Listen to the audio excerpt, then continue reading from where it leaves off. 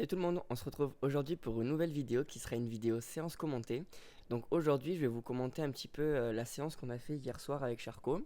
Donc il faut savoir qu'on a fait cette séance, il était environ 20h, 20h30, donc on l'a fait assez tard. Je me suis dit que ça pouvait être pas mal de vous expliquer de vive voix un petit peu comment je travaille avec Charcot, quel exercice je fais, etc. Donc c'est parti. Donc la première chose que je vais faire quand je vais commencer une séance avec Charcot, c'est que je vais tout de suite le mettre dans une allure rassemblée. Donc c'est-à-dire que dès le pas, je vais vraiment le verticaliser, le mettre en équilibre bien sur l'arrière-main pour qu'il vienne vraiment se rendre léger au niveau de l'avant-main et que du coup le poids soit plus situé vers les postérieurs. Donc je vais vraiment le verticaliser. Ensuite, une fois que ce travail est bien réalisé, je vais commencer à lui demander des transitions pas trop pas. Donc en gros, ces transitions, elles vont m'aider vraiment à avoir de l'écoute, à ce qu'il soit attentif à mes demandes, et surtout aussi, lorsque je vais lui demander une transition descendante, il va être obligé de venir s'équilibrer sur l'arrière-main. Donc pour travailler l'équilibre et l'écoute, c'est vraiment un top exercice. Donc au fur et à mesure, je les fais de plus en plus rapprochés, et après, il les fait de mieux en mieux. Dans les transitions, qu'elles soient montantes ou descendantes, je vais vraiment demander à Charcot qu'il soit fermé. Je ne veux pas qu'il s'ouvre. Peu importe si la transition est montante ou descendante, je ne veux absolument pas qu'il s'ouvre. Dans la continuité du travail fait en début de séance, donc c'est-à-dire le travail sur une allure lente et verticale, je vais lui demander exactement la même chose lors des transitions, c'est-à-dire que les transitions doivent se faire dans l'équilibre et non par une perte d'équilibre sur l'avant-main. Et ensuite, pareil, que ce soit au trot ou au galop, je vais lui demander d'être dans une petite allure cadencée, stable et surtout lente, parce que Charcot, c'est un cheval qui a quand même un peu de sang, et il peut vite aller dans une allure trop rapide. Comme vous pouvez le voir, j'ai travaillé sur un cercle un petit peu plus grand, parce qu'il faut aussi savoir travailler le contrôle, et aussi le fait qu'il reste dans la même attitude que le cercle soit grand ou petit. Parce que c'est vrai qu'en concours, avec par exemple le monde qu'il y a dans le paddock ou quoi, on n'a pas forcément tout le temps l'occasion de travailler sur des petits cercles. Du coup, que le cercle soit grand ou petit, je vais lui demander de vraiment rester dans une allure calme et cadencée, et surtout à ce qu'il vienne continuer à se tendre et à se mettre sur la main. Là, je suis plutôt satisfait du travail qu'il fait à main gauche. Je le trouve cependant à certains moments un petit peu trop fermé, donc je vais voir avec mon coach comment régler ce problème. Mais sinon, il est pas trop mal, il est assez cadencé, assez calme, il est dans une allure posée, bien en équilibre. Je suis assez content de lui, il venait même chercher l'extension d'encolure à certains moments. Une fois que le travail au galop a été satisfaisant, je vais repasser au trot et toujours dans l'optique d'une allure lente, cadencée, parce que Charcot c'est un cheval qui est pas trop cadencé, donc il faut vraiment le cadencer et l'obliger à être régulier. Et du coup, là, le but du travail, ça va être vraiment ce qui vienne un petit peu vers le bas, un petit peu en extension d'encolure. Là, par exemple, je le trouve un petit peu trop fermé, donc je vais voir avec mon coach.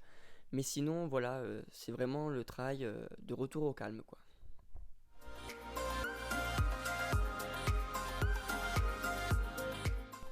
Là, comme vous pouvez le voir, il m'a fait une très belle transition trop pas. Il est bien resté fermé, il s'est pas ouvert, donc j'ai bien félicité. Et c'était bon pour cette main. Pour l'autre main, c'est exactement la même chose. Là, comme vous pouvez le voir, il est parti au galop alors que je lui avais demandé le trot. Donc ça, c'est vraiment quelque chose à bannir. Ça, je ne veux absolument pas qu'il fasse ça parce que ça veut dire qu'il n'est pas à l'écoute. Donc je remets tout de suite au pas et je retravaille un petit peu au pas jusqu'à temps qu'il me fasse une transition au trot très bien et qu'il ne veuille pas prendre le galop parce que des fois je le sens, il est au trot mais on sent qu'il a envie de prendre le galop, vous voyez. Donc j'attends qu'il soit dans un trot calme et stable pour lui demander le galop. Ensuite au galop, ben, là pour le coup c'est plutôt pas trop mal.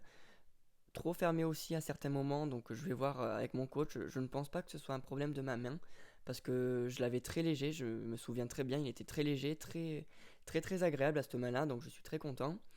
Et ensuite, je vais retravailler un petit peu des transitions trop galop pour mettre un petit peu le dos en place et tout. Vraiment, la transition, il faut qu'elle soit dans le calme, où il reste vraiment fermé. Donc là, il m'a fait de très bonnes transitions, comme vous pouvez le voir. Les transitions galop-trot, c'est quelque chose de très compliqué chez Charcot. Mais comme vous pouvez le voir sur les vidéos, il me les a vraiment très bien fait, donc je suis très content de ce travail-là. Je tiens à rappeler que Charcot est un trotteur, donc ce que vous voyez dans cette vidéo, c'est déjà énorme ce qu'il fait. Déjà rien que le fait de galoper, c'est déjà bien. Moi, j'ai jamais eu de problème sur ça parce qu'il a jamais fait de course. Donc du coup, il a toujours su galoper, même à 3 ans. Du coup, ce que vous voyez là, le fait de galoper un peu rassemblé sur la main et en incurvation, c'est déjà énorme. Pareil qu'à main gauche, je vais travailler sur des grands cercles, donc le but c'est vraiment le même, donc qui reste vraiment calme, qui reste avec moi, qui ne parte pas la tête en l'air à vouloir galoper plein cul. Non, vraiment qui reste fermé, qui reste sur la main, que j'ai tout le contrôle que je veux et qu'il reste dans une allure surtout calme et cadencée parce que Charcot c'est un cheval qui a du sang et il peut vite aller dans une allure un petit peu trop rapide. Et ensuite, une fois que j'ai fait des grands cercles, je me remets un petit peu sur des cercles plus petits et je vais continuer à travailler l'incurvation, le rassemblé, la mise sur la main, etc.